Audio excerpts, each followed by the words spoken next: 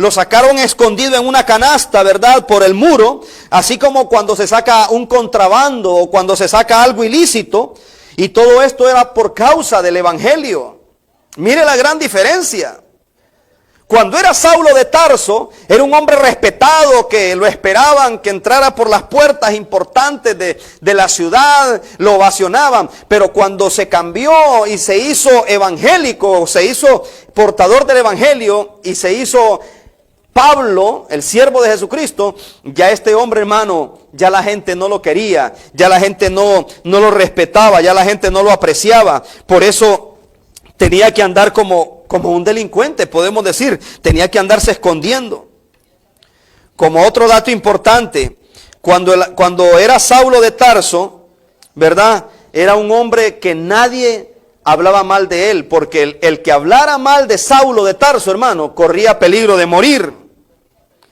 Cuando era Saulo representante de la fe judía, nadie se podía reír de él cuando exponía, ¿verdad?, en las sinagogas. Nadie se podía reír, ni se podía mofar, ni burlar de Saulo de Tarso cuando hablaba ante el público. Pero ¿qué sucede cuando ya no es Saulo, sino que es Pablo, el predicador de Cristo, el predicador del evangelio? Dice que en cierta ocasión en Corinto, en la ciudad de Corinto, se presentó ante los griegos. El apóstol Pablo se presentó a exponer el evangelio, y exponiendo el evangelio ahí en Corinto, dice que estos griegos le dijeron: ya deja de hablar tanta estupidez. Imagínense todo lo que padeció este hombre al ser Pablo el portador del evangelio.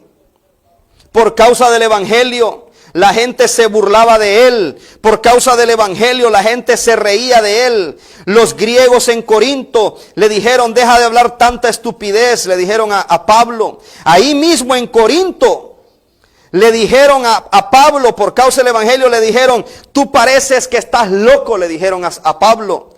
Deja de hablar tanta locura, deja de predicar tanta locura, tanta incoherencia. Entonces, por ese motivo, por todos esos ataques que padeció el apóstol Pablo por causa del evangelio, es que él les escribe a los cristianos en Roma de que con todo eso, hermano, dice: yo no me avergüenzo del evangelio, porque es poder de Dios para salvación, primeramente a los judíos, pero también para los gentiles, entre ellos los griegos. ¿Por qué, hermanos, el Señor me da esta palabra para este tiempo? Porque hoy es igualito. Hermano, el ser humano sigue de la misma manera. Muchas personas, antes de ser cristianos, eran personas que los tenían en gran estima. Es más, me voy a atrever a decir, muchas personas antes de creer en Jesucristo, antes de proclamar el evangelio, se dedicaban a cosas pecaminosas, se dedicaban a cuestiones, ¿verdad?, perversas, corruptas, y esas personas, aún en las ciudades, eran respetadas, eran tenidas como grandes personajes. Pero ¿qué sucede, hermano? Cuando se convierten al evangelio y comienzan a proclamar el evangelio, esas mismas personas que antes los tenían en gran estima, les dicen hoy en día: te arruinaste. Estás loco ahora, como esos evangélicos que predican ahí en la televisión. Sos un sinvergüenza, estás loco, sos un fanático, le dicen. Aún familiares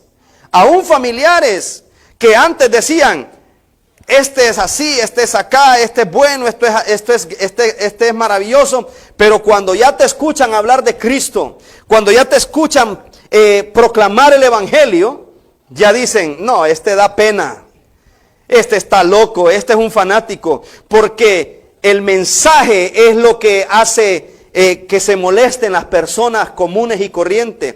Mira, cuando el apóstol Pablo hablaba como judío, la gente lo aplaudía. Pero cuando el apóstol Pablo hablaba como creyente, como cristiano, lleno del Espíritu Santo, la gente lo apedreaba. Dice que en cierta ocasión el hombre predicó el evangelio y lo agarraron a pedradas. Le dijeron, eres un anatema, y lo apedrearon y creyeron que lo habían matado. Y lo arrastraron, dice, hasta las afueras de la ciudad y ahí lo tiraron como perro. Y dice que los discípulos valientes, porque hay que hablar esto, los discípulos valientes que caminaban ahí de cerca con el apóstol Pablo, dice que lo rodearon. Lo rodearon, me imagino que lo acuerparon ahí, quizás hicieron alguna oración, quizás, verdad, lo reanimaron, qué sé yo.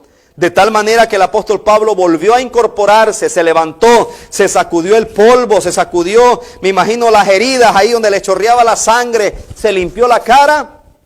Y no crean que agarró para otro lado, volvió nuevamente a la ciudad a predicar el evangelio. Eso es lo que nosotros necesitamos en este tiempo. Que no importa, hermano, lo que nos digan por las redes sociales, que no importa lo que nos digan de frente, que no importa que te digan que eres un sinvergüenza, que eres un loco, que eres qué sé yo, tantas cosas que habla la gente, porque no tienen el Espíritu Santo.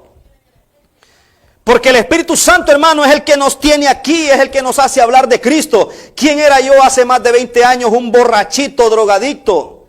¿Y quién decía algo de mí? Solo lo que producía era